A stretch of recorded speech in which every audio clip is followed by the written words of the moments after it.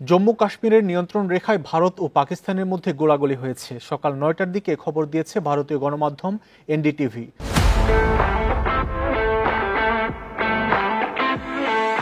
তাদের প্রতিবেদনে বলা হয়েছে, গতরাতে ভারতীয় পোস্টে হামলা চালিয়েছে পাকিস্তানের সেনাবাহিনী।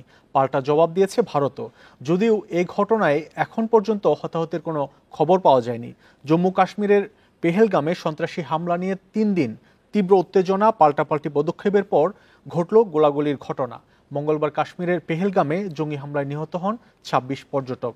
এ ঘটনায় ইসলামাবাদকে দায়ী করে আসছে নয়াদিল্লি।